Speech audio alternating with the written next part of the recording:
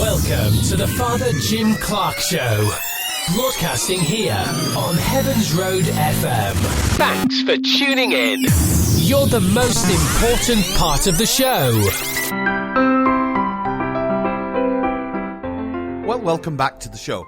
And if you are a brand new listener, then you are very welcome as well. But I'd like to welcome back all my regular listeners. And today, perhaps a special shout out to a man called Alastair. Now, I have had a response from Alastair to one of the shows that went out very recently.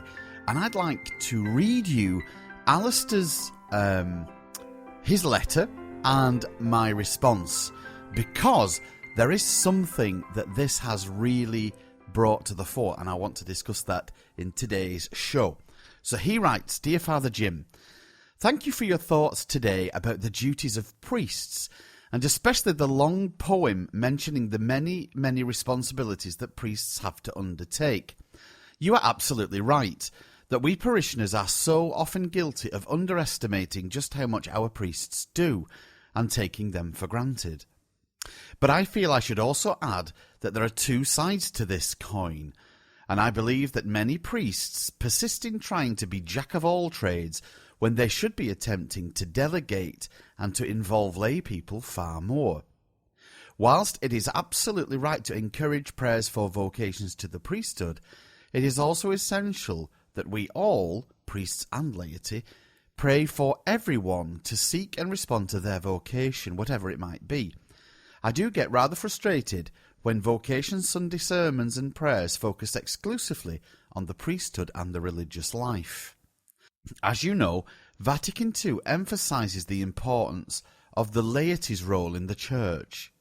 I personally believe that our current shortage of priests should not be viewed simply as a negative light. It is also an opportunity for lay people to take up their vocations.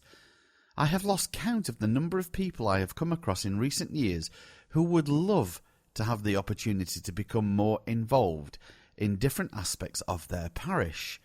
If only the priest would realise that not everything has to be done by him. May God bless you in your ministry. With kind regards, Alastair. Well, Alastair, thank you ever so much for that. But I would like to also read my reply to Alastair, because anyone that does write to me here at Heavens Road FM, of course, will get a reply. And this is what I said.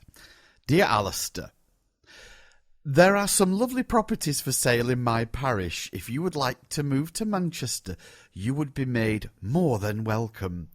I pray every day for more parishioners like you. I am constantly asking peoples for help, and although I have a small dedicated team around me here, I would desperately love more. I have asked for cleaners, flower people, counters, sacristans, communion ministers, accountants, visitors, for people to arrange the kids' discos, to run the quiz evenings, to decorate, to build walls, to change light bulbs, to clean toilets, and even to replace the toilet rolls. I have asked on my knees for any help that anyone thinks they can offer in any shape or form. I never ever say no to help. But it's almost impossible to get help here in my parish.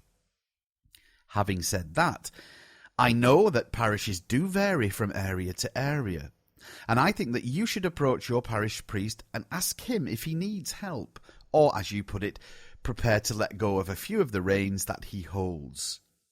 I know that if you were to approach me in such a manner, I would say yes, yes, yes, and you would have a job for life.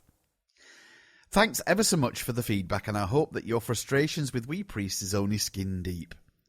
One thing I have noticed about many priests, and that is that we are a set of control freaks, but I would love to hand over some of the many things that I have to do to others. Honest. And as for Vocation Sunday, I always pray for all who are called to do a vocational job, no matter what it is. And I try to cover all the bases, including the married and the single life. Perhaps I am unusual, but I think there must be more like me out there somewhere. Ooh, God forbid. I hope that you continue to enjoy the shows. May God bless you. Me. Now then. The reason why I have read that is because it has got me thinking about the role of the laity. And I have been ordained almost 20 years now, and I have worked in 1, 2, 3. This is my 4th parish that I have worked in. And it's quite an interesting thing. My first parish was in a fairly well-to-do area in Stockport, and there we had absolutely no problem with getting involvement in whether it be musicians, because that's something I've also asked for. I know there are musicians here in the church that come to Mass, but they will not get involved in liturgical music, so we end up using kind of singing to discs that were put together by Kevin Mayhew, so we kind of do karaoke hymn singing. But in my first parish down in Stockport, there were accountants, there were all kinds of people that were willing and prepared to do anything. And then I moved to Farnworth, and I was in 2 parishes almost next door to each other, one in Farnworth and then just one a little bit up the road, and they were very difficult to kind of get. Again, a bit like here, I had a merry band of half a dozen people or so that tended to do anything I asked them. Oh, thank God for them. But trying to get other people involved is really, really tricky. And so I am going to play, first of all, I'm going to play a piece of music now. And this is for specifically a dedication from me to all you people out there who are helping out in your parishes, who are taking the reins of some of the strains from the priests that you work alongside with. And for all of you who, whether it be, I don't know, an accountant or a cleaner, a flower person, whatever you do in your parish, honestly, your parish priest, he might not perhaps show it because he's got a lot on his mind, but he does really appreciate you. And this piece of music is especially for all of you. So I hope you enjoy this. It might seem crazy what I'm about to say. Sunshine, she's here, you can take a break. I'm a hot air balloon that could go to space. With the air, like I don't care, baby, by the way. Because I'm happy. Clap along if you feel like a room without a roof. Because I'm happy. Clap along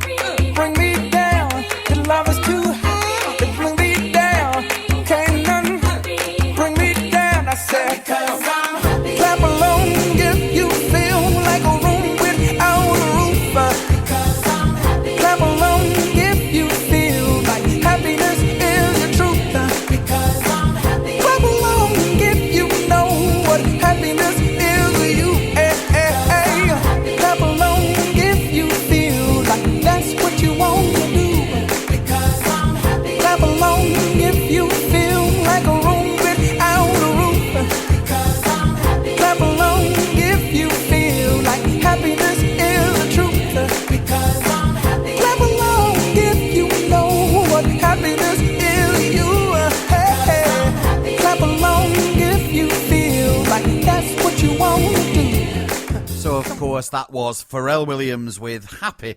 And perhaps I am trying to give you a subliminal message there. I don't know. But certainly any workers that help me out here make me very, very happy. And I have got my Christmas fair on Saturday. It's now Thursday morning and my house is full of stuff.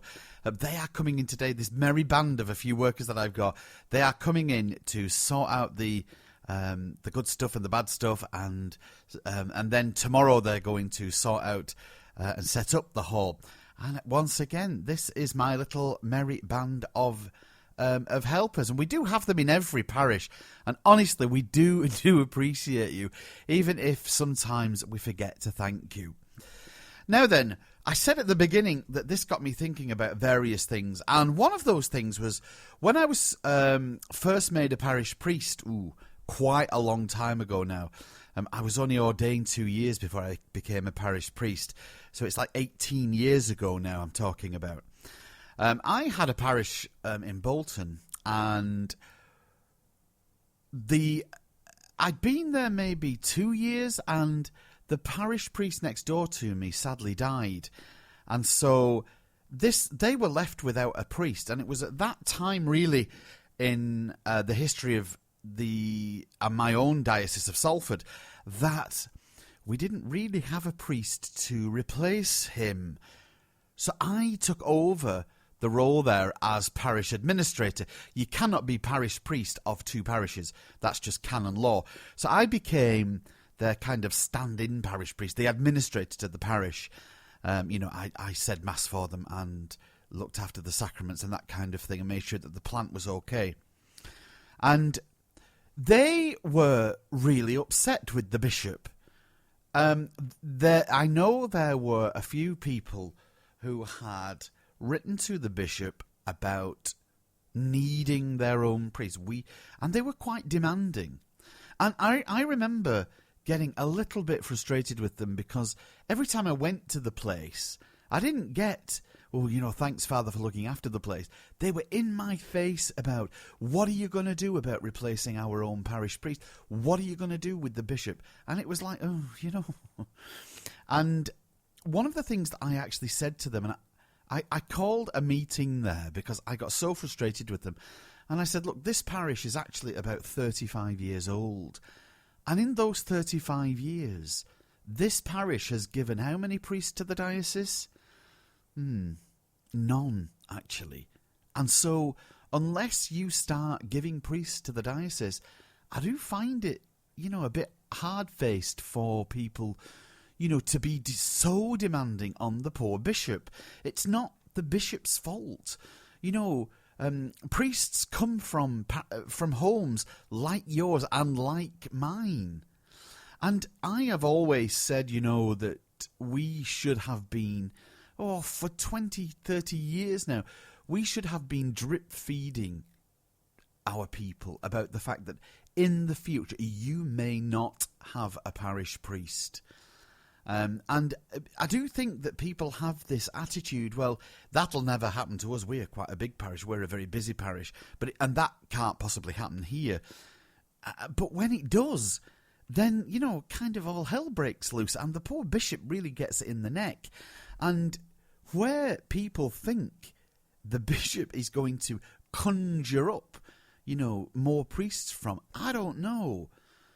I know that, in my